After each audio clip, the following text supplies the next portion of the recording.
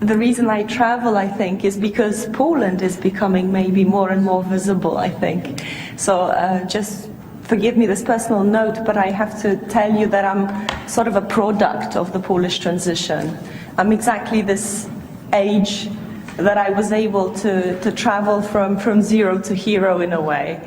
So in the 80s, when I was a child, I remember when I was 6, we didn't know what chocolate was. The shelves at stores were empty. My brother would eat a banana sent in a parcel by my aunt from Germany for an hour. He would munch on it for an hour just to, revel in the taste. So we had nothing, and now we're quite a successful country, changed, a modern one. And in that change, which happened 25 years ago, the Church, the Catholic Church, did play an important role. This is what I want to talk to you about today. The role that the Catholic Church played cannot be assessed in normative terms, I think, because this role could also be seen as negative by some and as positive by others, so I will explain that. But I want to start with an illustration. So in 1990, it's already a year after the Round Table Agreement, a French Catholic weekly, La Vie, put the following title on their front page. It said, "Faith brings down regimes." The weekly surveyed Poles, Hungarians and Russians in Moscow only, asking them if religion played a big role in democratizing the system in the countries. And 73% of Poles said it played an important role, while 23% were of a different opinion. Only 48% of Hungarians would say that that role was important, and only 28% of the inhabitants of Moscow would be of the same opinion. So the response of Poles to the question put forward by La Vie points to the important role of the Catholic Church in the Polish transition. So as much as the Church helped to ease the transitional tensions in 1989, it also became one of the biggest institutionalized beneficiaries of that transition. The Church was instrumental as part of the pre-1989 opposition in Poland. For most of the communist era, albeit in the opposition to the regime, it could function fairly autonomously until it engaged in political and social debate, mainly after 1978 when a Pole became Pope. The Church joined the Round Table in 1989 as an observer, mediator and guarantor. It gave, on the one hand, solidarity a security valve against accusations from anti-communist radicals. So there were anti-communist radicals also who would later see the talks as betrayal. And on the other hand, it gave the ruling side, the communists, guarantees that what was agreed would be respected. The Church also supported subsequent reforms and overall gave the revolution a moral flavor. Already in April 1989, a bill regulating church-state relations was agreed, but not yet put to a vote, not yet then put to a vote. The Church had a legal status, the freedom of religious operation and organization, the right to its own TV and radio stations, cinemas and theaters, and the right to regain the property, this is the most important part, the right to regain the property taken by the communist rule. This way, the Polish Church got much more than, for example, in Czechoslovakia from the Václav Klaus central rightist government. In the June 1989 parliamentary elections, formally the Church was to remain uninvolved, but in reality, priests in their parishes often instructed people in their sermons how to vote or which list to sign. The Church supported General Wojciech Jaruzelski for the president, and later the head of the Catholic Church in Poland chose Mazowiecki as the best out of 3 candidates for the prime minister. It is hard to say, however, if his voice was decisive, but certainly he was consulted, so the Church was consulted on political matters. Generally then, in the pre-1989 period, the Church adopted one major rule. Avoid confrontation with the communists, engage in dialogue as long as the crucial principle of the church autonomy is upheld. However, as much as the church unified the Polish people before 1989, its role and position in a secular country or in a secularizing country after 1989 became a divisive issue. Mostly because Poles did not really want to see it play a bigger role, as big a role as it played. The same survey in La Vie, 1990, also asked the respondents if they thought that priests should engage in political activities to defend democracy and freedom. And in response, only 36% of Poles said yes, 55% said no.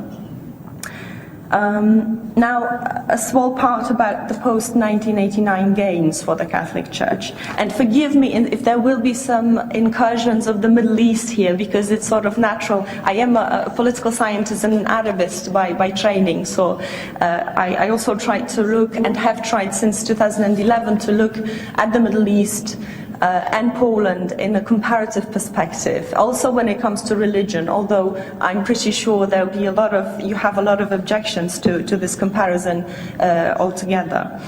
Anyway, in 1989 the Catholic Church emerged as a primary single player in Polish public life. A primary single unified player. Very visible and potent, often imposing its doctrine on formal solutions, either directly or indirectly. As a direct example, in 1990, religion began to be taught in public schools, and in 1993, abortion was made illegal. In 1993, a concordat was signed with the Vatican, a document that usually recognizes the Catholic Church, which is also the biggest benefiter of the accord in terms of legal and financial profits. In compensation for what was taken from the Church before 1989, the so-called Property Commission gave the Church $50 million and more than 66,000 hectares of land of a value impossible to estimate. Most often, these places, the property is in the very center of the biggest cities in Poland. So you can imagine the value of it. So these were the immediate gains for the Church. One example of the indirect imposition of Catholic discourse was the difficulties of the subsequent Polish ombudsman after the transition. There were two of them, Professor Ewa Łętowska and Tadeusz Zieliński, never mind the names. They served this function precisely when religion energetically re-emerged in public life. They defended the secular character of the new state and the rights of non-believers engaging in heated debates over issues such as teaching religion in public schools or displaying religious symbols in public places. The rightist parties even sought to curb the ombudsman's prerogatives. Eventually, the differences of opinion on social issues with a religious background further divided the new political elites, who were once a unified anti-communist conglomerate. So I hope it is clear now to you how important the Catholic Church in Poland was and still is, but this role is diminishing. I will show how. Now just a word about the parallels with the Arab world. In fact, if one compares the Polish and Arab transitions, one may come to a conclusion that after a revolution in a society where religion had been repressed in one form or another, its role will usually be emphasized in the new system. This is only natural. Such, of course, is and was the case in Tunisia, Egypt, Libya, other countries, indirectly also affected by the riots like Morocco. They have seen the rise of Islamic parties. The question I am asking myself, actually, looking at the two examples of Ennahda in Tunisia and the Freedom and Justice Party in Egypt, is there really a significant ideological difference between the two? Because they ended up in a completely different place. Now they're in the opposite political places, so to speak. And actually, this is what we are studying as part of a project that IEMed had initiated, and I am co-responsible for this part of religion in transitional processes. And what we found is that it is more logical to argue that political circumstances decide the fate of religious parties rather than differences in their ideology. If it is not about religious principles then, and I would claim that it is not, even if one would argue that Islam is a deen, dawla wa dunya, and there is no separation of law and the state in Islam, I would still argue that it is not about religious principles. But if it is not about religious principles, how does a political party fit in a democratic order? What are the concrete challenges for a state? So a democratic order in Western political thought requires that the church be separated from the state, primarily for the sake of inclusiveness of the latter. The Arab world is religiously diverse, often numerous denominations, both Muslim and Christian, coexist within a country, which logically calls for a secular system, just so as not to deprive a minority of their rights. In order to assess how much of religion in a political program and system does not compromise the foundations of freedom and tolerance, let us look at Poland again. A religious and democratic country at the same time, a flawed democracy according to the Economist Democracy Index. But the following examples that I will show, there will be a couple of them, 7, but very short ones, will I hope help to estimate the level of safe religious presence in a democratic political order. Example number 1 is the invocation to God in the preamble, and I want to show the Polish preamble to you now. I will just read part of it. The preamble is very important because it's a product of a consensus, but a consensus that was a vehement and fiery debate led to this consensus. Just by reference to what was said before by Charles, I think, about the length of the constituent process in Spain, which lasted, if I remember correctly, 18 months, you said. So in Poland, the revolution is 1989. The constituent process lasts for 3 years, and in 1992 we only come up with a small constitution, whereas the proper new constitution is adopted in 1997, so 8 years after the transitional period. So you can see how strenuous the process was. Please take a look at this marvelous, in my opinion, consensus as for church and state in the preamble. We, the Polish nation, all citizens of the Republic, both those who believe in God as the source of truth, justice, good and beauty, as well as those not sharing such faith, but respecting those universal values as arising from other sources. Beholden to our ancestors for their labors, their struggle for independence, achieved a great sacrifice for our culture, rooted in the Christian heritage of the nation and in universal human values. So it's a preamble for everyone. You know, everyone can find himself, herself in this text, which makes it very valuable to us Poles. We like it. So my point here is that invocation to God in the preamble, or lack thereof, is less important than the constitutional process itself, of course.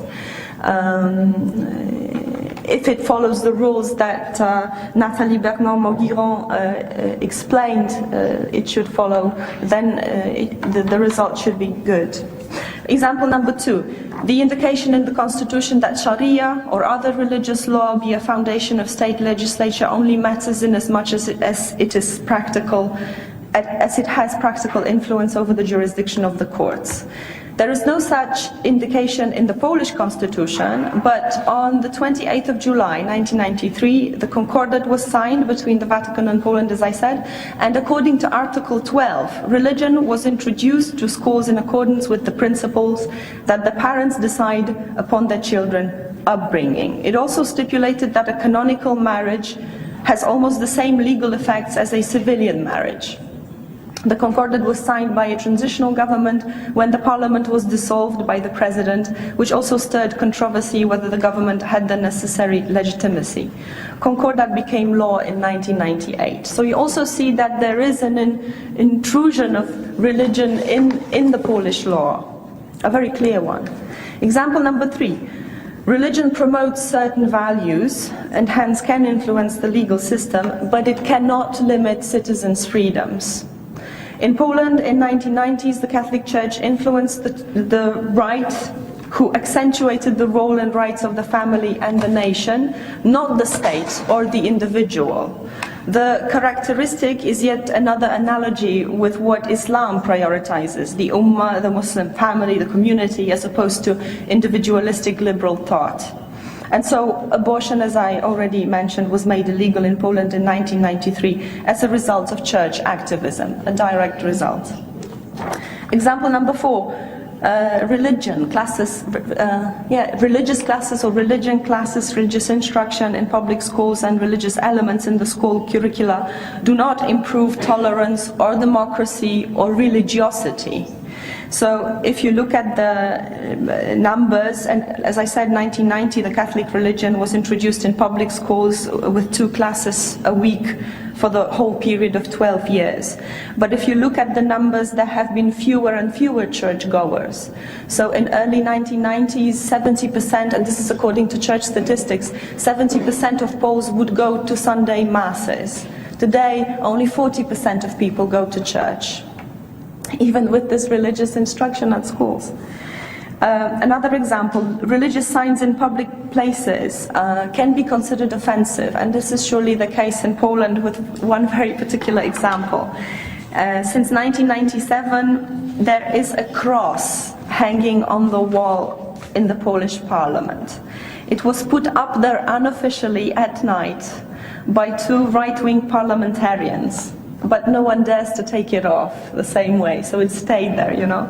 So even though 70% of Poles were in 2011 in favor of it hanging there, 20% still would like it to be taken off.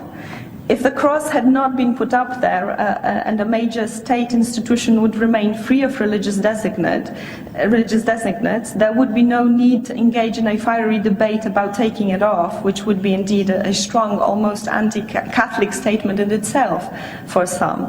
So the debate is still going on, and particularly one party in Poland has as an important part of its agenda the gist of taking it off, that cross. So now and then we have a cross debate in Poland. Another example, religious invocations in public speeches. These invocations, in my opinion, do not compromise democracy as long as they are not derogatory. But they can and often are populist. Such references are commonly used, of course, by presidents of the United States, and also Polish politicians on both sides of the political spectrum play on the religious sentiments of Poles. For example, some politicians will go to the church to be shown, just to be shown, attending masses, to appeal to the more rightist constituency. And final example, the sermons. And also the khutbahs, actually. They have a direct impact on how people think and what they do politically. For example, in Poland, on the occasion of the 2003 referendum, which asked if Poland should join the European Union, the bishops wrote a letter based on the words of Pope John Paul II to be read out as sermons during the Sunday Mass to convince people to vote yes. The bishops, that's the hierarchy up there, wanted the priests, smaller priests in their parishes, to convince the people to vote yes. But some ultra-conservative and rightist priests chose not to read it at all, not to read it as a sermon. This example shows that in fact there are 2 churches in the Catholic Church. There is the episcopate, the authorities of the church, and there are the parishes, the priests, who to a large extent remain independent, free to say, advocate, promote whatever they see fit. This sort of relates to the division between official Islam and unofficial Islam, the popular Islam proposed by Maxime Rodinson. So maybe I'll go to the conclusions, because I might be speaking already too long.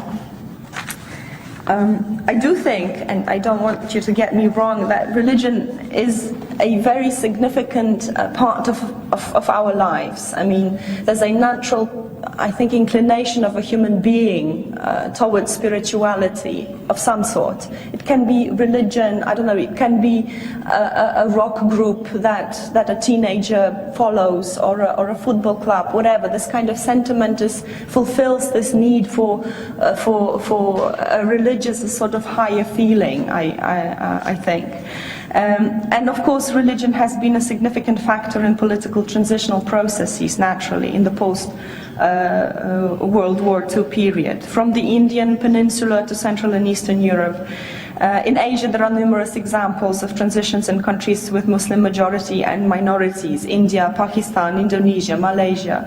In Europe, there are already various levels of secularization of political systems, roughly with France on the one end of the spectrum as very secularized, and on the other end there's Poland and Ireland, I guess, or Italy, other countries.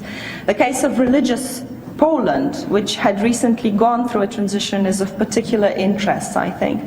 But also there are other examples of similarly democratic and religious countries. In the Middle East, even, Israel is a democracy with active religious parties such as Shas, an ultra-Orthodox party that advocates a state run according to the Jewish law. And still, Israel has remained a very pluralistic society. So overall then, regardless of the kind of religion, which is important, regardless of the kind of religion, religious societies can and should form democratic systems of power. The following is a list of religious societies and their countries' ranking in the Economist Democracy Index. So Ireland is ranked 13, Italy 32, Greece 33, Israel 37, India 38, Poland 44, Indonesia 53, Malaysia 64, Turkey 88. Unfortunately, Arab countries only start with Tunisia in 90 and end with Saudi Arabia in 163 and Syria even less than this. So in Poland, secularization came, that's my conclusion, in Poland secularization came with time. A new generation was brought up in a different system and a richer society. Simultaneously, the Church had struggled to find its, and has struggled to find its proper place in the public sphere. Less and less people go to church on Sundays. This process was already predicted in the transitional period. Polish sociologists in 1990 posed the following question: is the Polish Church ready to confront a pluralistic liberal society based on rules of competition? I guess Islam should be asked the same question. In short, in Poland, changes in the relationship between religion and the state occurred out of one, demographic, and two, economic necessity. The former is there in the Arab world. More than 70% of its inhabitants are less than 30 years old. But the latter, the economic change, is not there. There is certainly no promise of a better future, of a better living, of a better economic future, which eventually may make changes in the sensitive region state due or slower. Neither the state nor religion, and certainly nor the society, remain constant, though, which make the changes certain to occur, in my opinion, even if slowly.